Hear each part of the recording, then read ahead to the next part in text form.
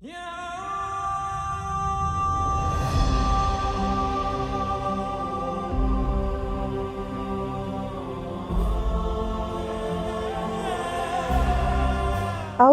मिनश्शैतानिर्रजीम बिस्मिल्लाहिर्रहमानिर्रहीम।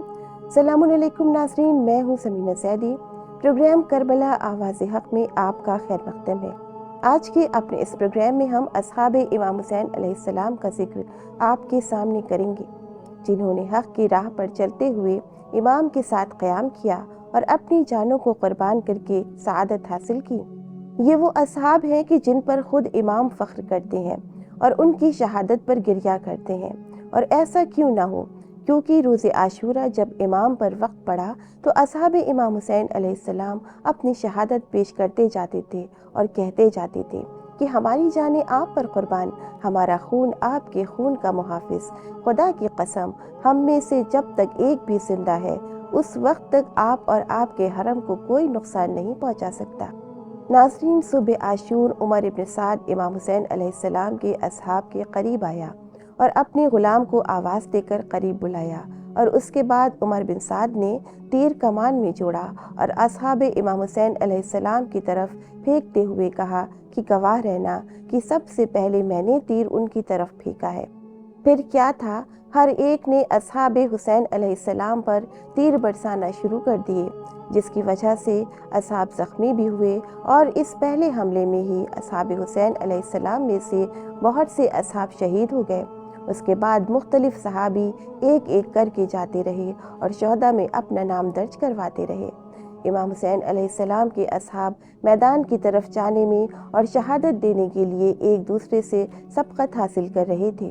जनाब वहब के वालिद अब्दुल्ला बिन उमैर निहायत शरीफ और शुजा आदमी थे। आप इमाम हुसैन अलैहिस्सलाम के लश्कर में मैसरा में जंग कर रहे थे।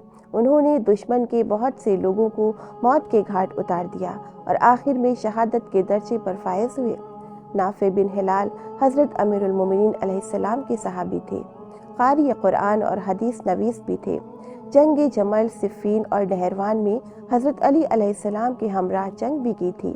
आपने दुश्मन से जंग की और आखिर में दर्जे शहादत पर फायज हुए। जनाब मुस्लिम बिन औसजा शरीफ, इबादत गुजार और जाहिद शख्स थे।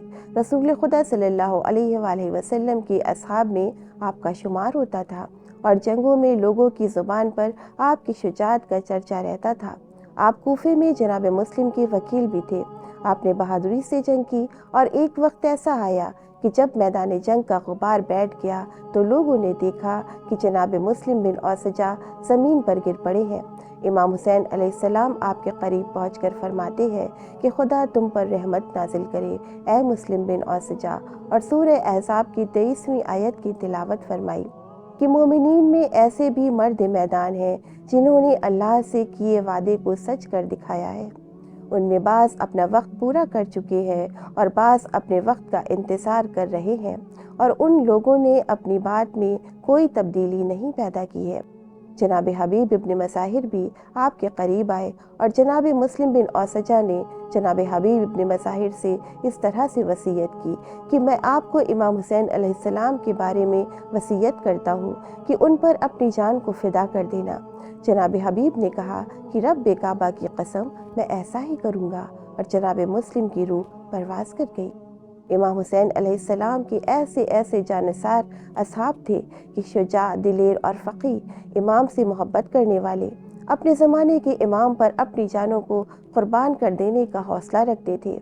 जनाब हबीब इब्न मज़ाहिर रसूल खुदा सल्लल्लाहु अलैहि वसल्लम के असहाब में से थे। हज़रत अली अलैहिस्सलाम के चाहने वाले थे और इमाम हुसैन अलैहिस्सलाम का ख़त मिलते ही उनकी नुसरत के लिए हाजिर हुए। रोज़े आशूरा जंग की और बहुत से दुश्मनों को तहे तीख किया और आखिर में दर्जे शहादत पर फायज हुए। जनाब हुर अपने भाई, बेटे और ग़ुलाम के साथ शब आशूर हुसैनी लश्कर में शामिल हुए। उसके बाद मैदान में जाके जंग की और आखिर में शहादत पेश की। इमाम हुसैन अलैहिस्सलाम ने नमाज ज़ोहर इस तरह से अदा की कि जनाब ज़ुहैर इब्न क़ैन और साद बिन अब्दुल्ला ने आगे खड़े होकर दुश्मन की तरफ से आने वाले तीरों को खुद पर रोका और शहादत पेश की। جناب ابو ذر غفاری کے غلام جناب جان نے اس طرح سے اپنی شہادت پیش کی کہ بعد شہادت آپ کے جسم سے مشک کی بو آتی تھی۔ اس کے علاوہ کتنے ہی اصحاب ایسے تھے کہ وقت کی کمی کی وجہ سے جن کا ذکر میں یہاں پر آپ کے سامنے نہیں کیا، لیکن جنہوں نے امام حسین علیہ السلام پر بڑھ بڑھ کر اپنی جانوں کو قربان کیا۔ ایک شخص جو کہ کوفے کی فوج میں موجود تھا، اس سے کہا گیا کہ وائے ہو تجھ پر، تو نے فرزند رسول کو کیوں قتل کیا؟ تو اس نے جو حال کربلا میں دیکھا تھا اس کو اس طرح سے بتایا کہ وہ قبضہ شمشیر پر ہاتھ رکھتے اور شیروں کی مانند ہمارے اوپر حملہ کرتے اور خود موت پر جا پڑتے تھے، امان قبول نہیں کرتے تھے، دنیا کے مال کی طرف رغبت نہیں رکھتے تھے، ان کے اور موت کے درمیان کوئی بھی فاصلہ قائم نہیں کر سکتا تھا۔ گویا ان کی آنکھوں کے سامنے سے پردے ہٹا لیے گئے تھے اور وہ جنت میں اپنی منزل کا مشاہدہ کر رہے تھے۔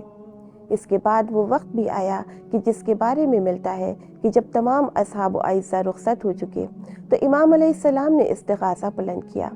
اس استغاثے کا دشمن پر کوئی اثر نہ ہوا تو آپ اصحاب کی لاشوں کے پاس آئے اور فرمایا کہ اے حبیب ابن مظاہر، اے زہیر بن قین، اے مسلم بن اوسجا، اے دلبرو، اے جنگ کے زمانے کے شہ سوارو، اٹھو، میں تمہیں آواز دے رہا ہوں لیکن تم میری آواز نہیں سن رہے ہو، میں تمہیں بلا رہا ہوں لیکن تم میری آواز نہیں سن رہے ہو، میں تمہیں بلا رہا ہوں، تم کیوں نہیں آ رہے ہو؟